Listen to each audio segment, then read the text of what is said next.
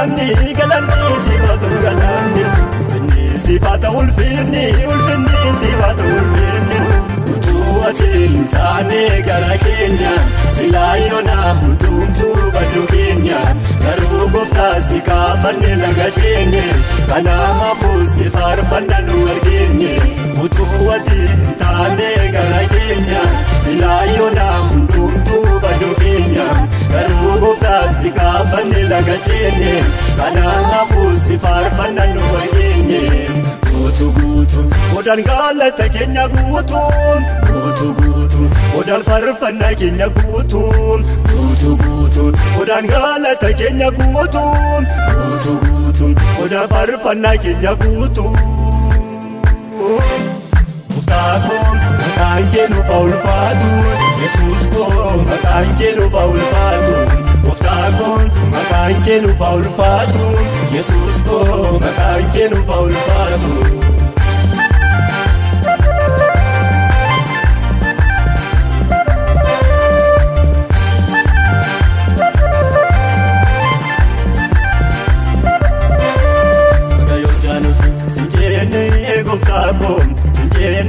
Yesuus ko sinjene rajye singenye gooftaan ko singenye Yesuus ko singenye akka Yordaanos sinjene gooftaan ko sinjene Yesuus ko sinjene rajye singenye gooftaan ko singenye Yesuus ko singenye akka Yordaanos sinjene harragenye singenye kanaaf si faarfannaan utaalee kan kee kun baay'atee nu caalee kee kun baay'atee nu caalee kee kun baay'atee nu caalee kee kun baay'atee nu caalee kee kun baay'atee nu caalee kee kun baay'atee nu caalee. Guutu odaan galata keenya guutuun odaan faarfannaa keenya guutuun odaan galata keenya guutuun odaan faarfannaa keenya guutuun. Muktaafoo maqaan kee nuuf ulfaatu Yesuus koo maqaan kee nuuf ulfaatu. Muktaafoo maqaan kee nuuf ulfaatu Yesuus koo maqaan kee nuuf ulfaatu.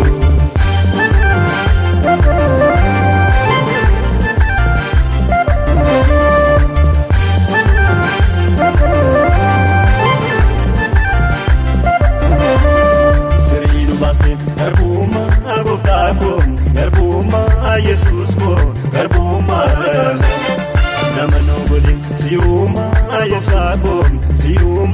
Yesuus ko siuma siriinu baaste garbuma gooftaa ko garbuma Yesuus ko garbuma nama nobole siuma gooftaa ko siuma Yesuus ko siuma.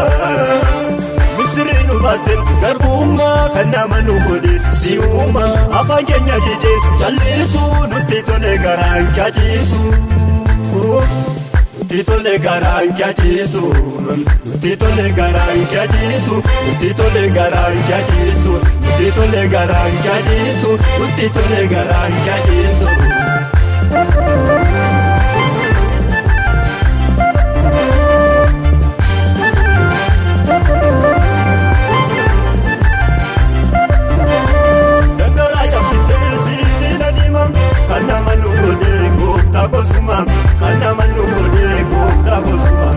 Keessa darbinee teenyee yaadannee waa'ee kee jalleetu nuutoo dandeenye waa'ee kee jalleetu nuutoo dandeenye sinurra dabarsee baara garbummaa deebi'ee nu arguun naamuu gonkumaa deebi'ee nu arguun naamuu gonkumaa diinni keenya na'ee afaan qabatee jaabiloo si kuufee waayyoo salphatee jaabiloo si kuufee waayyoo salphatee.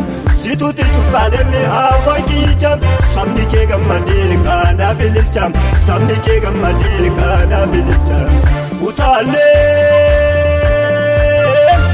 hiriimna gochaake hiriimna gochaake.